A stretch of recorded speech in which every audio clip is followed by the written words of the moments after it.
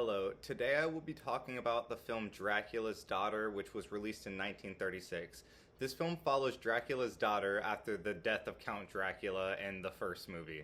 Essentially, the main plot of this film is Count Maria, who is Dracula's daughter, attempting to get rid of her vampirism urges, but she struggles throughout the film to free herself from these. She attempts to free herself close to the beginning of the film by burning her father's body, but this doesn't work, so she turns to a psychiatrist whose name is Dr. Jeffrey Garth to help her. We can see that this is a horror film in many ways. First, we can look at the characters of the film. The monster in this film is clearly Countess Maria because she is a vampire who murders humans through sucking their blood to relieve her cravings. She also has a ring with a jewel on it that she uses to hypnotize humans in this film.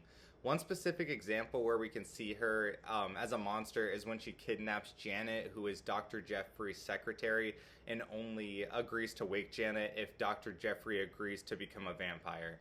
We can also see things that are clearly non-human, which is being used to portray her as a monster, such as her not being able to see mirrors or be able to be seen in mirrors, and her being difficult to kill.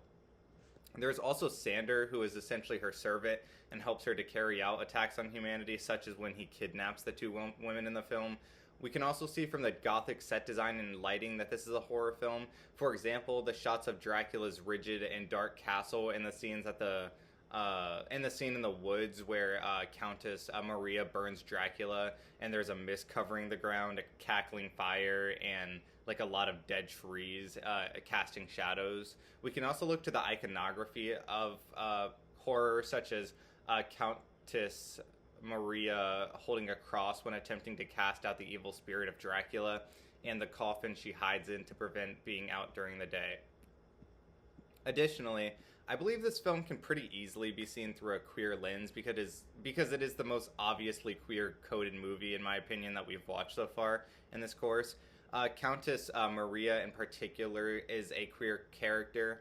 I think possibly the best example of this is when she, says she's willing to pay, another woman to pose for her to, paint that woman, and then says, the woman has beautiful hands and asked her to remove her blouse. And after she removed her blouse, Countess Maria watched the woman, pull down, the straps of her shirt before hypnotizing her.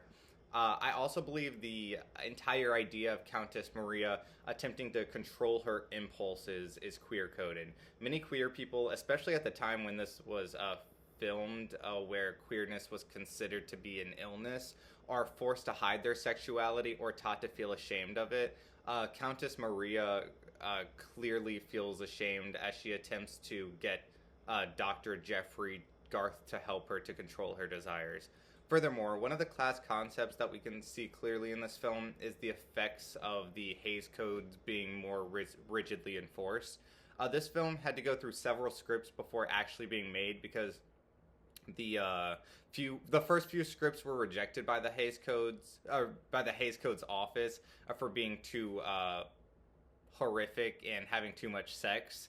This is why Countess Maria had to be a queer-coded character rather than explicitly queer, because the Hays Codes were aligned with Catholicism, which took a moral stance against queerness.